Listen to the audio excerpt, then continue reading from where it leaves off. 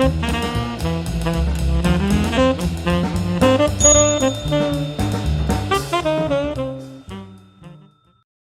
everybody, my name's Paul Murphy and I've got a passion for hats. I'm sat in the hat room thinking, what would I use to make my next video on? And I looked up at the wall and I saw a hat that I've had for quite a while now actually. It's a different style than I'd normally wear, but one that I really like. I managed to buy it on one of the internet sites and I've been very pleased with the purchase. And I'll show you the hat. It's a bit like a pork pie style hat. It's actually called an Oppenheimer after J. Robert Oppenheimer, the gentleman that's actually made the atom bomb.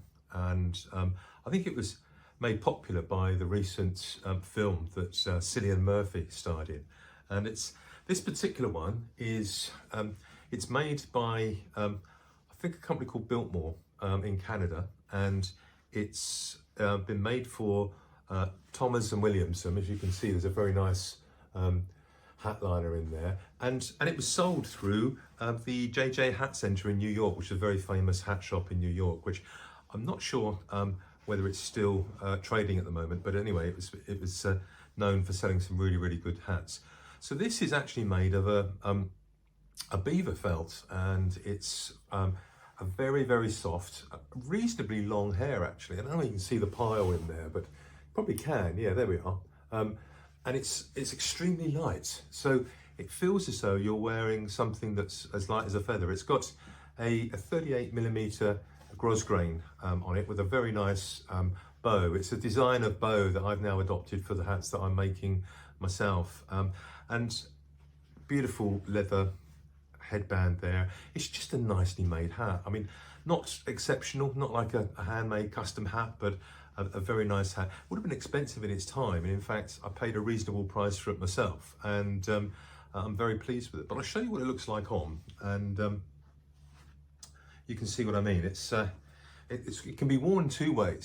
So here we've got it just straightforward as a pork pie hat, and that looks pretty good. But if you turn the brim down at the front, and then it's really quite a distinctive look, I think, and I quite like that. It goes well with some of the sort of brown overcoats and things that I've got for the autumn. So this one is a size 62, and normally I take a size 59 or 60, but it's what I've said before to you when talking about sizes of hats. They do vary from manufacturer to manufacturer. This one, to be fair, I've had to put some spaces in it, but it's such a nice hat that when I bought it, I thought I was going to sell it on, but having tried it and worn it, I really like the style. So this is an Oppenheimer hat. You don't see them very often. It's worth keeping an eye open for, and a worthy addition to any collector's collection. The best thing I've done with it is actually take it through, clean it and steam it and everything, but every now and again use the very soft brush, and because it's a long pile, you're just brushing it around to keep the pile nice and fresh. And again, I have the steam iron going quite often to steam hats, so I'll just pick this down off the wall, give it a burst of steam, and it really does keep the hat in lovely fresh condition, ready to be worn at a moment's notice, as they say. But you know, it's a nice thing to do, to brush a hat.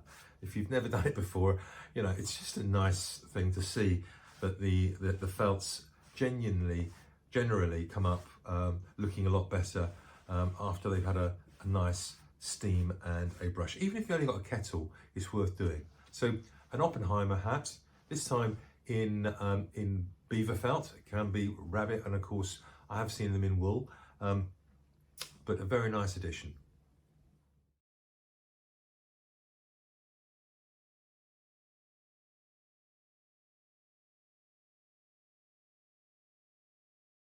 If you've got a passion for hats, keep watching the channel.